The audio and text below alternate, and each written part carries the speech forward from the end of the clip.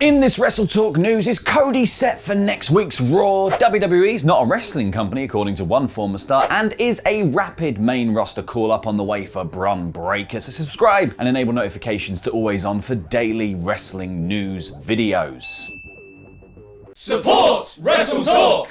So, the Cody thing. He left AEW, he was set to be going to WWE, talks have reportedly stalled, and now we're here and no one's quite sure what's going on. Especially the WWE creative team, who according to Dave Meltzer was still working on things for Cody until last Friday. Likely ways to tactfully say, how do you feel about painting your face? On Wrestling Observer Radio yesterday, Dave said that the date that WWE wanted Cody for was next week's Raw on the 14th of March. Because if Cody were to make his TV debut then, it would be in Jacksonville, Florida, the home of a certain other wrestling promotion. We don't see them as competition. We just want to spit directly into their faces for other reasons. It's a kink thing.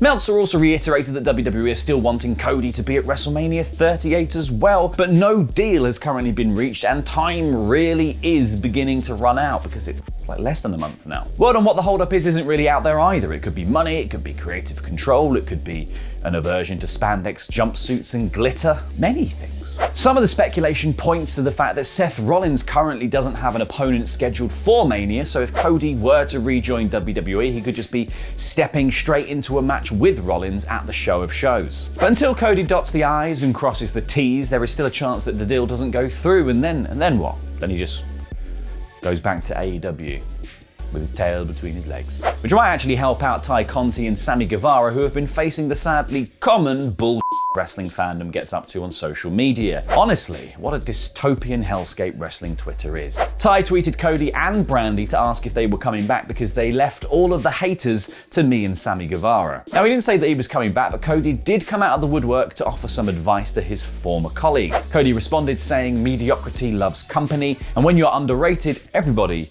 is your friend. Just do the work like you'll do, wear the crown and smile. It's still the best sport, the best fans, and ultimately, it's all worth it." Brandy just had a different tact, quoting Kanye saying, "And if they hate, then let them hate and watch the money pile." Which I think is a lot more comforting than ultimately it's all worth it, because at least with money, you can pay someone else to look at your social media. El Catador runs mine, which might be why I very rarely post. Oi Terry, what am I paying you for?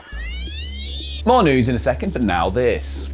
Before we get on with the rest of the episode, I'd just like to say a huge thank you to this video's sponsor, Bosley, America's #1 hair restoration experts. You can get your free information kit and a $250 gift card by going to bosley.com/WrestleTalk or by clicking the link below. A bunch of us here at WrestleTalk are bald men. It's kind of our thing. I was on course to join them. Last year, I actually had a hair transplant, which is legitimately one of the best things I've ever done for myself. Even my best friend MJF agrees. He wouldn't turn on anybody.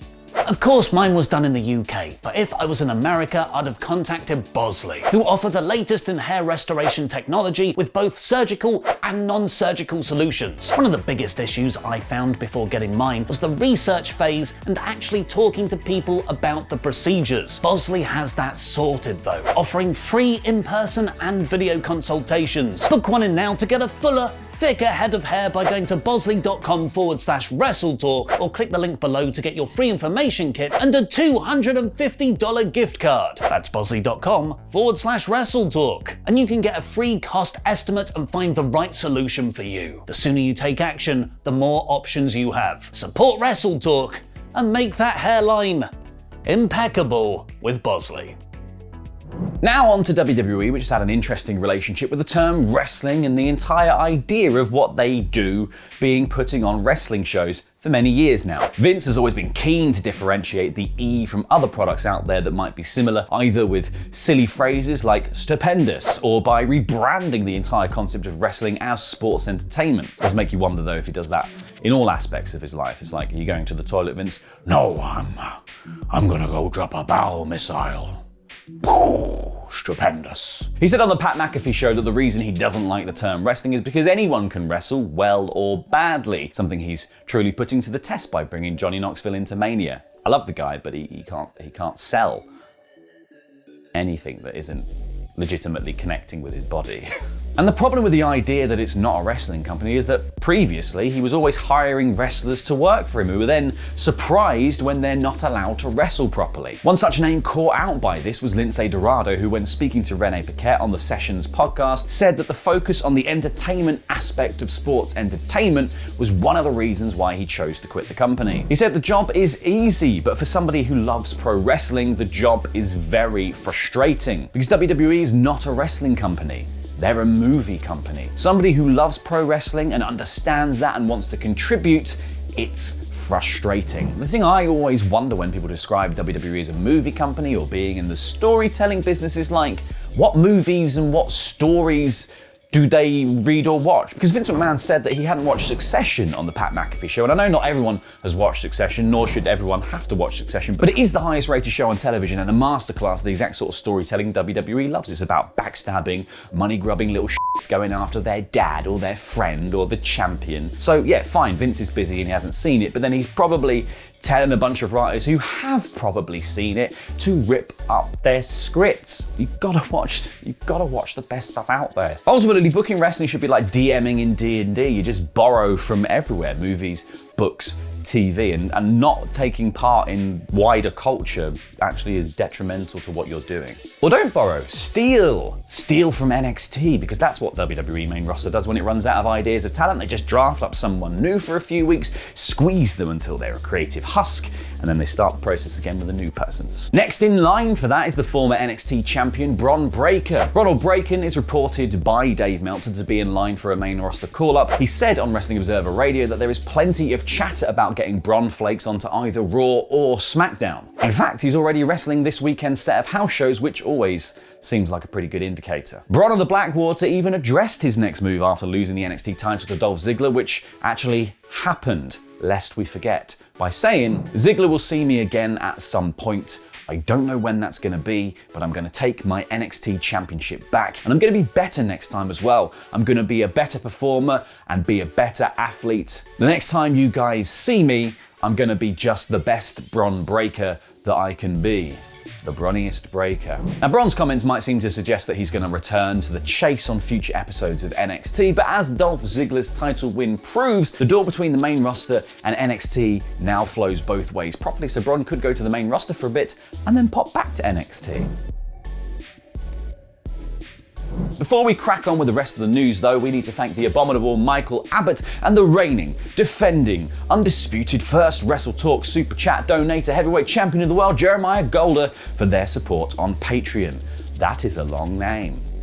Another potential indicator of Bron coming up to the main roster, at least for Mania season, is that according to Mat Men's Andrew Zarian, multiple people backstage have said that Rick Steiner will be inducted into the WWE Hall of Fame this year. With Bron on Raw or SmackDown, then Rick can appear in his corner or be announced during an entrance from Bron or at the end of a match or something like that. So having Ziggler win the NXT Championship so that Bron can be taken to Raw so that Rick Steiner can be inducted to the Hall of Fame is an elaborate segue, and we here at WrestleTalk respect you for that. Hats off to you, WWE, if that does happen. Zarian also noted that Rick's brother and tag team partner for many a year, Scott Steiner, has less than 33 1/3% chance of being inducted, as currently there are no plans for Big Papa Pump to get any pomp and circumstance and make his way into the Hall of Fame this year. Oh, and while we're talking about fast tracks from NXT, another report from Meltzer says that Gable Steveson is also going to get the fast track treatment and end up on the main roster ASAP after his debut. The idea is for him to be another Brock Lesnar, Meltzer said. Like original flavor Brock, like beast mode Brock are we talking here, or like Giant who got lost on his way from the farm? Because I don't know if it works for anyone except Brock Lesnar. Over to AEW, where the Hardy Boys reunited on this week's Dynamite after Jeff had a party on his way down to the ring to save his brother Matt from an ongoing beatdown. In a minute, Matt.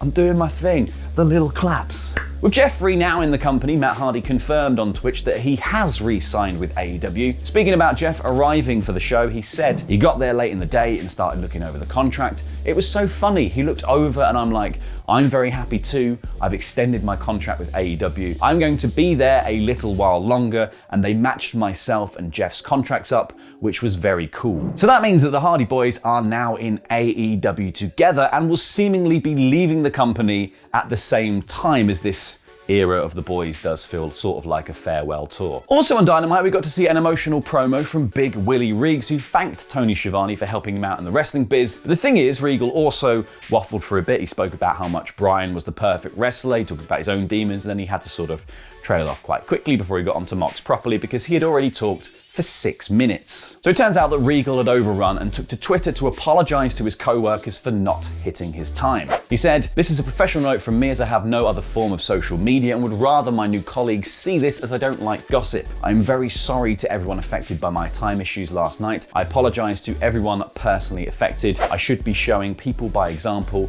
and being a pro and hitting my times." The amount of Tinder messages I've sent like that. Anyway, personally, I think they should have bumped the rest of the show onto Rampage or next week and let Regal just go. Just let him give me more Regal, because I'm really pleased that he's in AEW working with Mox and Bryan. Just let him go. War games. War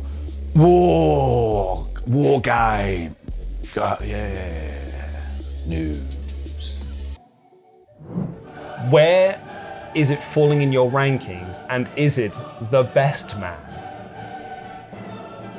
Like, don't look at Producer Rich, because we know what Producer Rich thinks. Is this better than Batman? Is this better than Batman?